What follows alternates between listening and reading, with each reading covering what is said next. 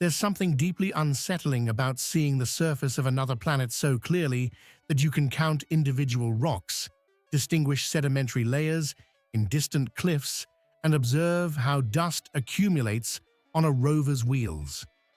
For over a century, Mars was a blurry red dot in terrestrial telescopes, a blank canvas for human imagination.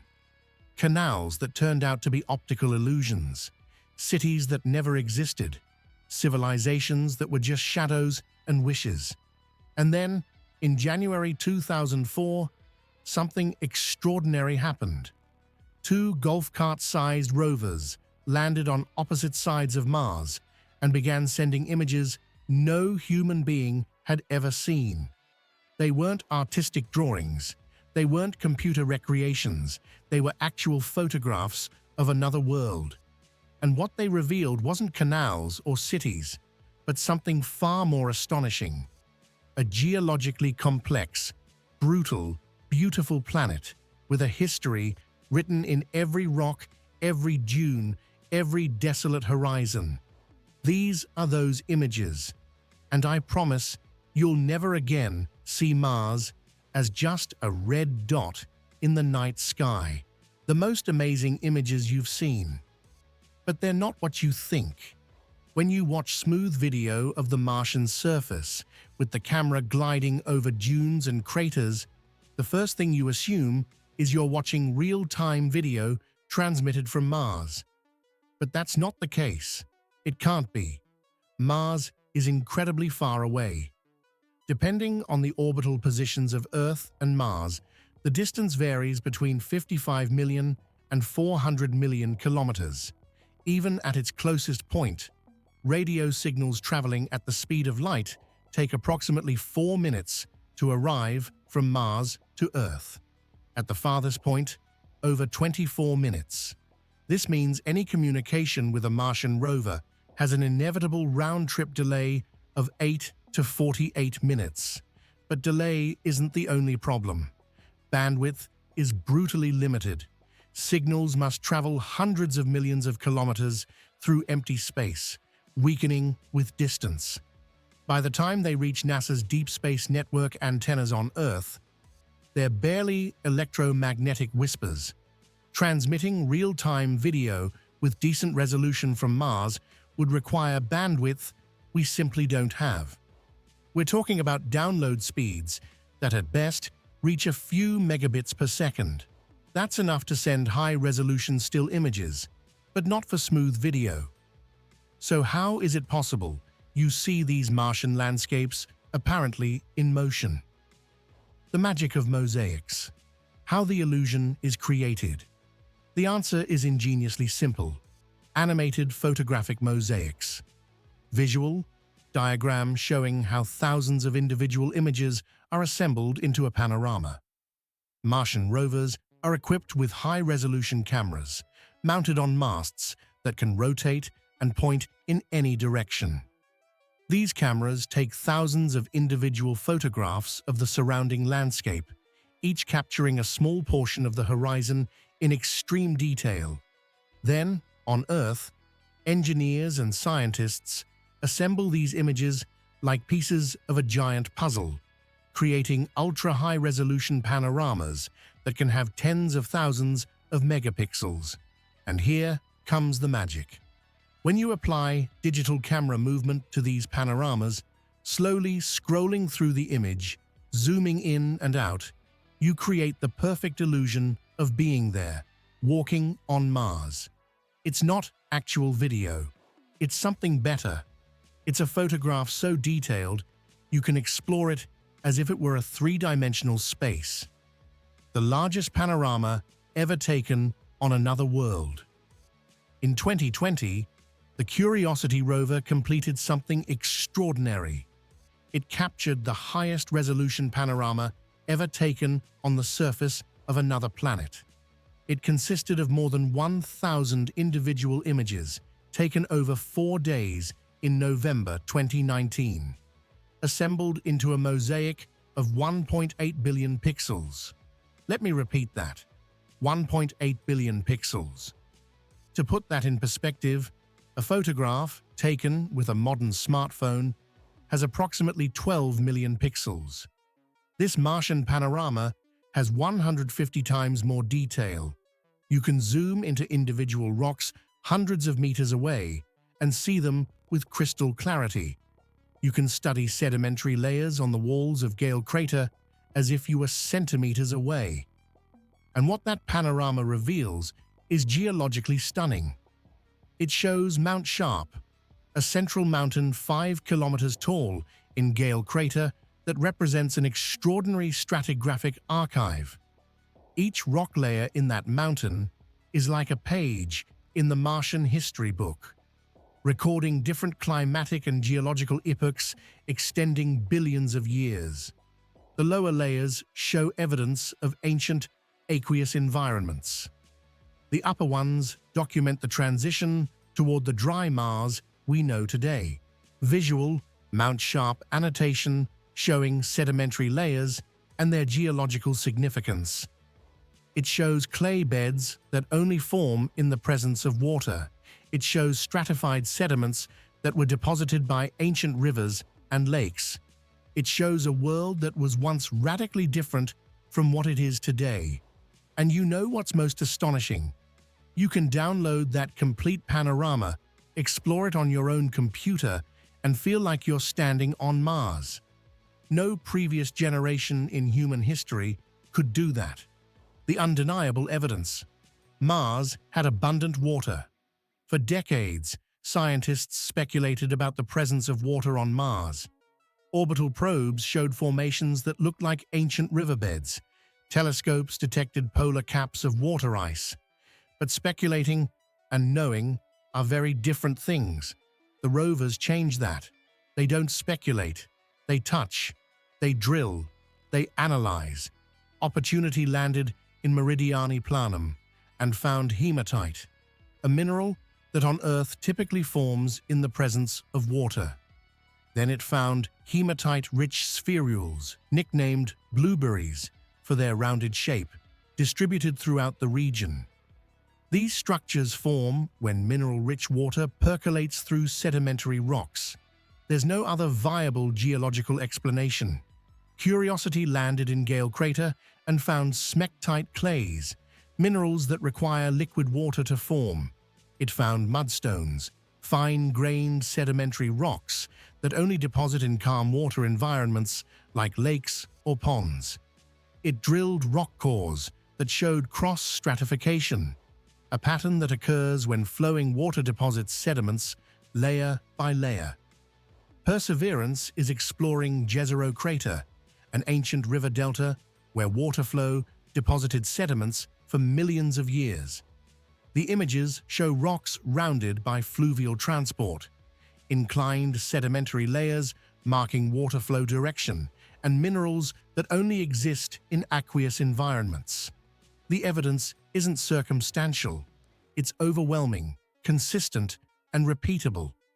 Mars had abundant liquid water on its surface for long periods of time. Lakes that persisted for millions of years, rivers that carved valleys, a complete hydrological cycle.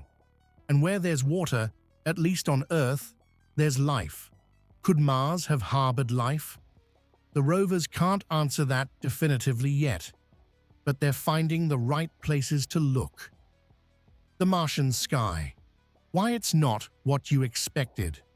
There's an iconic image of Mars etched in popular imagination, a completely red planet, from ground to sky, wrapped in constant crimson glow. Movies, illustrations, even some old scientific images perpetuated this idea. But reality is more complex and, frankly, more beautiful. Martian dust suspended in the atmosphere is rich in iron oxide, giving it that characteristic reddish tone. During the day, when the sun is high, the atmosphere scatters light in such a way that the sky appears in an ochre yellowish tone, almost pinkish brown. It's not bright red, it's more subtle, more nuanced. But at sunset and sunrise, something extraordinary happens. The sky around the sun turns blue. Yes, blue. This occurs due to the same physics that makes our terrestrial sunsets red. When sunlight passes through more atmosphere during sunrise and sunset, shorter wavelengths like blue are scattered more efficiently.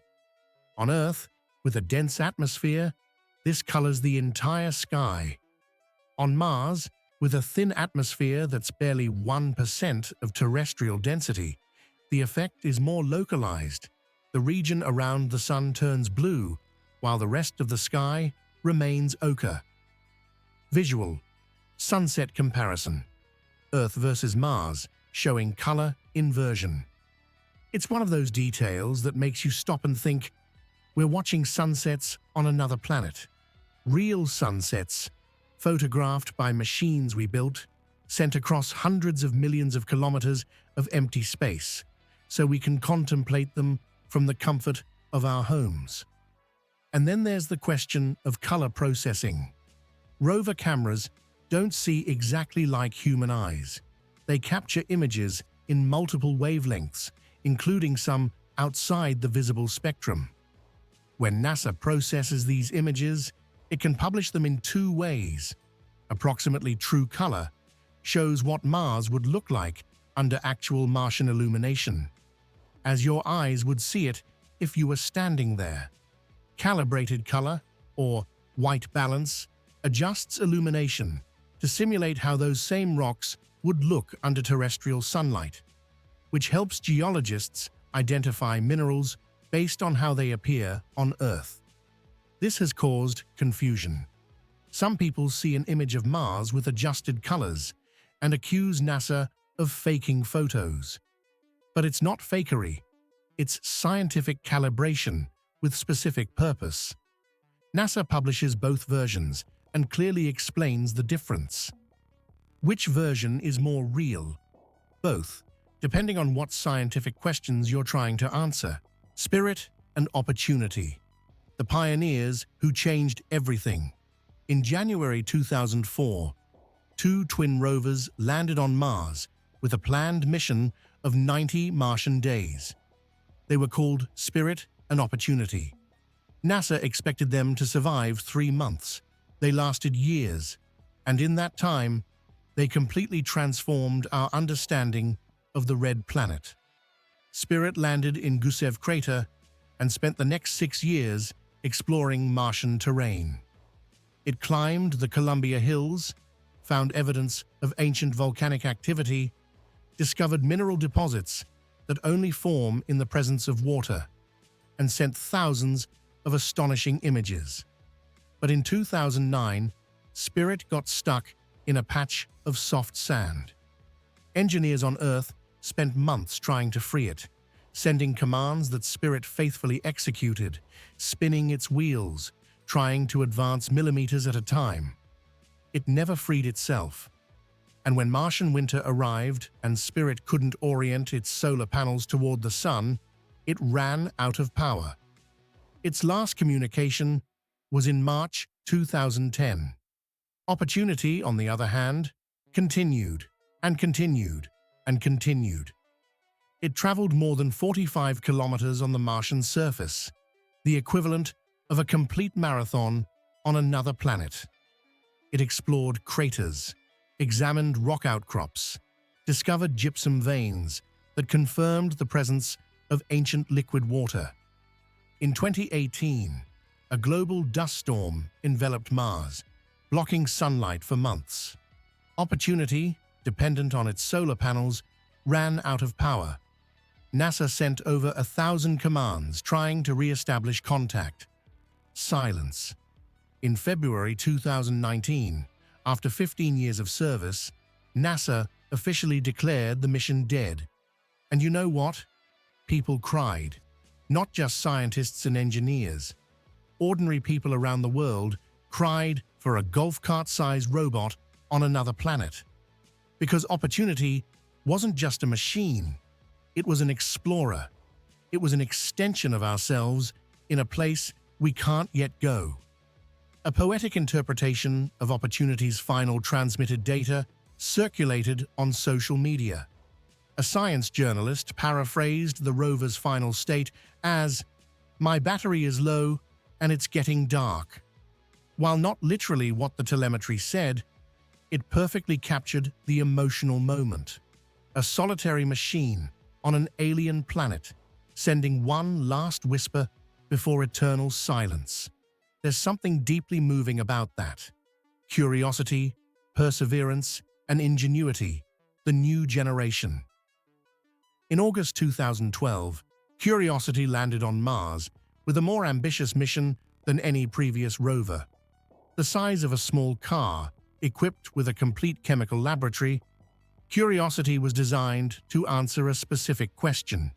Did Mars ever have the necessary conditions to support microbial life? The answer, after more than a decade of exploration, is a resounding yes. Gale crater, where Curiosity landed, was once a freshwater lake that persisted for millions of years. It had all the chemical ingredients necessary for life: carbon, hydrogen, nitrogen, oxygen, phosphorus, sulfur. It had an energy source. It had stable liquid water. If life arose on Mars, that lake would have been a perfect place. In February 2021, Perseverance joined Curiosity. This rover is specifically designed to search for signs of ancient life. It carries instruments that can detect complex organic molecules, analyze the isotopic composition of rocks, and search for biosignatures in ancient sediments.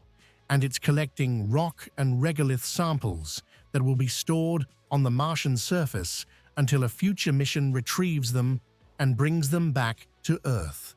That's the most important part. For the first time, we're planning to bring pieces of Mars home. Scientists in terrestrial laboratories will be able to study these rocks with instruments that are orders of magnitude more sensitive than anything we can send to Mars. If there's evidence of ancient life, we'll find it. And then there's Ingenuity. Ingenuity is a shoebox-sized helicopter that traveled to Mars attached to Perseverance's belly. It was designed as a simple technology demonstrator to test whether controlled flight is possible in Mars's ultra-thin atmosphere. NASA planned 5 flights. Ingenuity has completed over 70. The first flight on April 19, 2021, was historic. For the first time in history, a machine built by humans flew on another planet. 3 meters altitude, 39 seconds of flight. But it was enough. It opened a new era of planetary exploration. Can you imagine what this means? Helicopters, drones, aerial vehicles, exploring Martian terrains inaccessible to ground rovers, flying toward cliffs, canyons, lava tubes, covering distances in hours that would take rovers months. The future of Martian exploration just became much more exciting. The future. Mars is already ours. There's something you need to understand about these images, about these rovers, about all this robotic exploration of Mars. They're not just scientific missions. They're something deeper. They're humanity extending its presence beyond Earth. They're the first chapter of a story that will eventually take us to other worlds, not just as visitors, but as residents. When we finally send humans to Mars, and we will, they won't be arriving at completely unknown territory. We'll have already been there. We'll have already explored valleys, climbed mountains, drilled rocks, analyzed soil. We'll have already identified the best places to land, the best sites to establish bases, the best sources of underground water. The rovers are our advanced scouts, and the images they send, those ultra-high-definition photographs you can download and explore, are more than scientific documentation. They're maps, they're reconnaissance, they're invitations. Mars is no longer an abstract alien planet in the night sky. It's a real place with real geography, real geology, real history. It's a place we've seen with astonishing photographic clarity, and although no human has stepped on its surface yet, We've already walked there through our machines. That means something. It means when we finally put human boots in that red dust, it won't be a leap into the void. It will be a return. Because Mars, in a sense, is already ours. We've already explored it. We already know it. We already love it. And the images, these incredible ultra-high-definition images, are proof that humanity's future isn't limited to a single planet. We're an exploratory species. We always have been. And we'll never stop seeking new horizons, new frontiers, new worlds where we can leave our footprints. Mars is just the beginning. What's your favorite image of Mars? What would you like to explore if you could send a rover anywhere on the planet? Leave me your thoughts in the comments.